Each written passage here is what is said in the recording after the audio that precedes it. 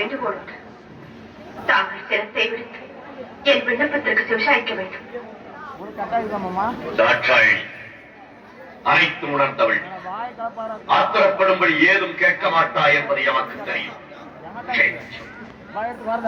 பிள்ளைகள் வளர்ந்து ஆளாகிவிட்டால் பெற்றோர்களுக்கு கட்டுப்பட்டவர்கள் தான்.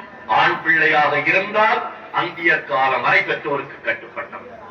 பெண்ணாக பிறந்து விட்டால் பருவம் அடைந்த பிறகு மற்றொருவருக்கு மாலையிட்டு விட்டால் கணவனுக்கு தான் கட்டுப்பட்டவர். மற்றொருவருக்கு மாலையிட்ட பின் பெற்றவர்களை அந்த பெண் மறந்துவிட வேண்டியதுதான். சுற்றி வளைத்து நீ எங்கு வருகிறாய் என்று எமக்கு புரிகிறது. சுருக்கமாக சொல். கோபப்பட்டு விடாதீர்கள். மறுமுறையும் மன்றாடி கேட்டுக் கொள்கிறேன். என்ன கேட்கப் போகிறாய்? என் தந்தை வருஷம் நடத்தும் யாகத்திற்கு சென்று வர வேண்டும் என்று மனதில் தோன்றுகிறது. உத்தரவு கொடுப்பீர்களா? பிறந்த வீட்டிற்கும் புகுந்த இடத்திற்கும் விரோதம் ஏற்பட்ட பிறகு பெண்ணாக பிறந்தவள் இருப்பதை விட இறப்பதே மேல். தந்தையின் பாகம் என்னையும் இரு மனதுக்கு வந்துவிட்டது. தவறுதான், என்னை மன்னியுங்கள். சென்று வர உத்தரவிடுங்கள். விதி உன்னிடம் விளையாடுகிறது. சரி,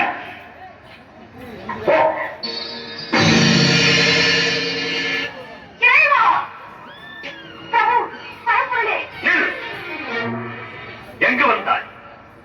எதற்காக வந்தாய்? எந்த முகத்தோடு என்னை பார்க்க வந்தாய்? என்னை மன்னித்து விடுங்கள். பெண் புத்தி பின் புத்தி என்ற சொல்லுக்கு இலக்கணம் கண்டுவிட்டேன்.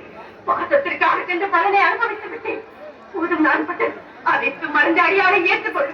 என்னோடு சேர்ந்து வாழும் பாக்கியம் இனி உனக்கு கிடையாது. சோதித்தது போதும். இனி வேதனையை என்னால் தாழ முடியாது. ஏற்றுக்கொள்ளுங்கள். பக்தி இளமை மறந்து தக்கன் மகரங்க பாசத்தால் தவறு செய்து விட்டாய். தற்கு தக்க தண்டனை நீ என்னை பிரிந்திருக்க வேண்டியது. என்னை பிரிந்து தனிமையில் இருக்க வேண்டாம். நீ குறையில் எனக்கு தேவையில்லை. உலகில் இனி நாமே தனித்து ஏங்கிக் கொள்வோம். இறுதியாகத்தான் சொல்கிறீர்களா? இறுதியாகவும் சொல்லுகிறேன். என்னை பார்த்து இனி ஒரு முறை சொல்லுங்கள். உன் முகத்தை பார்க்கவும் தயாராகில்லை.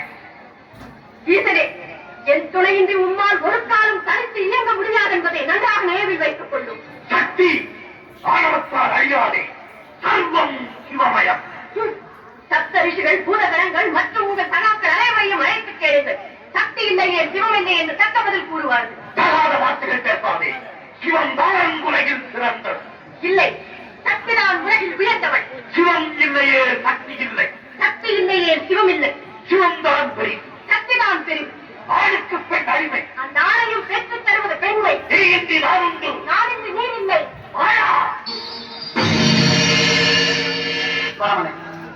அறிந்தும் அறியாதவர் போல் எதற்காக இந்த நாடகமானி? சக்தி இல்லையே சிவம் இல்லை, சிவம் இல்லையே சக்தி.